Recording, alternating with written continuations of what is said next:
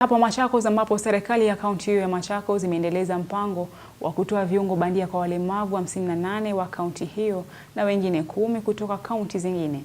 Akizungumza katika hospitali ya Machakos Level 5 wakati wa uzinduzi wa mpango huo, gavana wa kaunti ya Machakos Wavinya Ndeti ametoa wito kwa walionufaika na viungo hivyo kuhakikisha wanajitahidi kuimarisha maisha yao kwa kuwa sasa watapata uwezo wa kufanya kazi ambayo awali hawangeweza.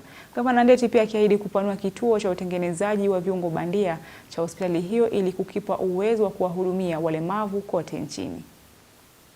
Yes. Ni afueni kwa wanaoishi na ulemavu katika kaunti ya Machakos baada yao kupokea viungo bandia kupitia mpango unaoendelezwa na serikali ya kaunti hiyo. Namshukuru Mungu kutoka 2015 siwaipata mguu. But sai naweza tembea. I've been amputated for over 10 years.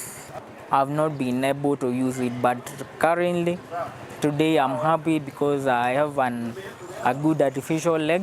Kupitia mpango huo, walemavu 58 kutoka kaunti ya Machakos pamoja na wengine 10 kutoka kaunti zingine wamenufaika na miguu bandia pamoja na vifaa vingine vya kuwasaidia kutembea, hatua itakaowasaidia kujitegemea. Niko na 51 beneficiaries who are getting miguu yao leo from Machakos County. 51 of them. We have 5 from Kitui. We have 6 from Nairobi. We have 3 from Makueni.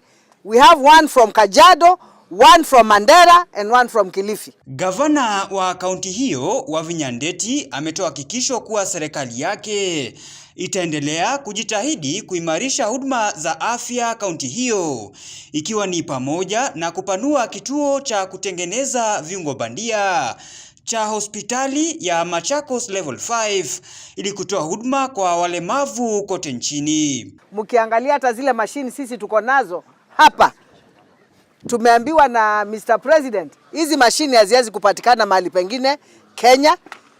Hapa sasa sisi tutaanzisha factory ya kutengeneza miguu, ndio watu wetu wa Machakos wasaidike na hata wale wengine. Unaona, biggest percentage is as a result of road accidents.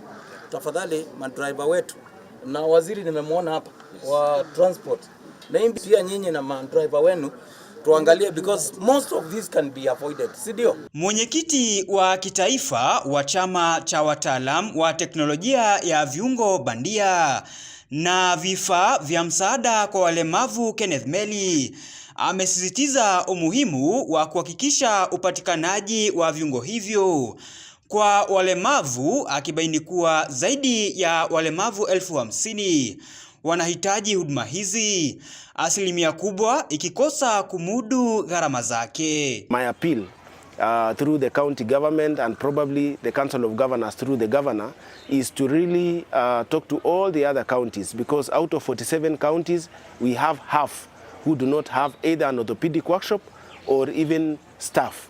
So Machakos is leading in the pack, and it should be a role model for all the other counties to come in and support, so that if we have partners like Swissability today who can come in to support and see how best to fit the people. James Mwangi, Undugu TV.